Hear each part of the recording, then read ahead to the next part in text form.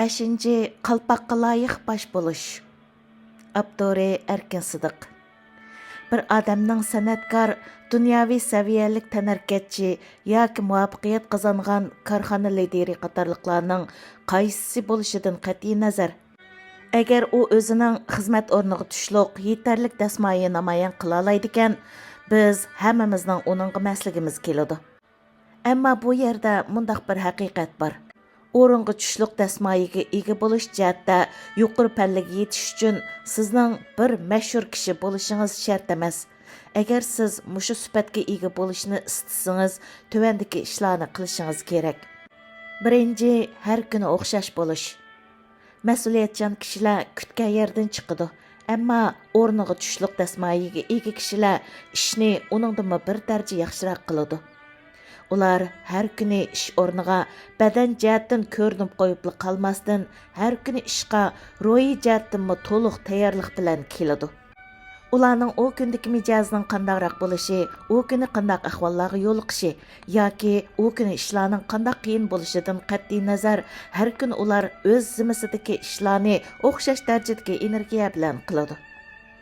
Ikkinchi, to'xtamay ilgirlash. Men yaqında o'zimning chet eldagi Uyg'urlarga bergan yaxshi mag'lub bo'lish uchun qanday qilish kerak degan dokladimda mangu o'quvchi bo'lishning intayin muhimligini tushuntirgan edim. Raqobat iqtidori intayin yuqori bo'lgan kishilarning hammasi davomliq izlanib, davomliq yangi yo'l va yangi choralarni tepib, to'xtamay o'rganadi, to'xtamay ilgirlaydi va o'z iqtidorlarini to'xtamay yaxshilaydi.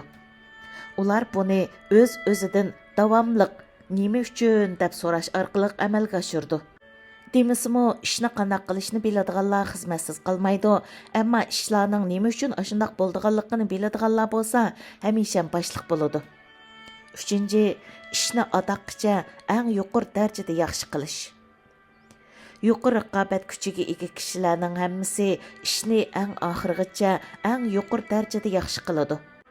Villa Foster mundaq deydi: kishilik sifat hargizmo tasodifiy paydo bo'lib qoladigan narsa emas.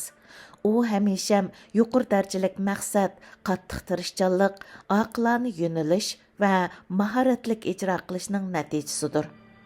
U nurg'un tanlashlarning ichidagi eng oqilona tanlashga vakillik qiladi. Hamma ishni eng yuqori darajada yaxshi qilish bir tanlash bo'lib, u o'z orzusi orqali vujudga kelgan bir ish harakatdan iborat. Agar biz bir lider bo'lsak, qo'l ostimizdagi kishilardan navbat kelganda ishni adoqqicha davomlashtirishni umid qilamiz. Shuning bilan birga biz ularning lider bo'lganligimiz uchun ular bizdan o'xshash ishni va uningdan ko'proq ishni umid qiladi. 4. Boshqalar umid qilgandan ko'proq natija yaratish. Yuqori darajadagi dasmoyiga ega kishilar hargizmi boshqalarning kutganini qilib to'xtab qolmaydi.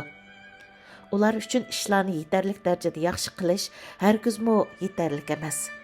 Liderlarda ishlarni kuchimizning yetishchilik qilib mangayli deydigan pozitsiya bo'lsa bo'lmaydi. Ular har kuni zimmasidagi mas'uliyatni talabdan yaxshiroq qilish uchun butun kuchi bilan tirishishi kerak. 5. Boshqalarni rag'batlantirish.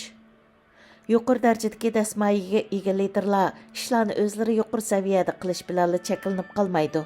Ular o'zlarining qo'l ostidagi kishilarning ashunday qilishiga haydakchilik qiladi va rag'batlantiradi. Ba'zi kishilar o'zining kishilik munosabatga usta bo'lishdek mahoratiga tayanib, aran kun o'tkazib mangsimi, ish unumi yuqori liderlar ashunday mahoratni o'zining boshqa yuqori darajalik dasmoyisi bilan birlashtirib, yuqori pallaga yetish darajasi va ta'sir doirasi jihatda ular o'zlarining tashkilotlarini bir yangi saviyaga ko'tardi.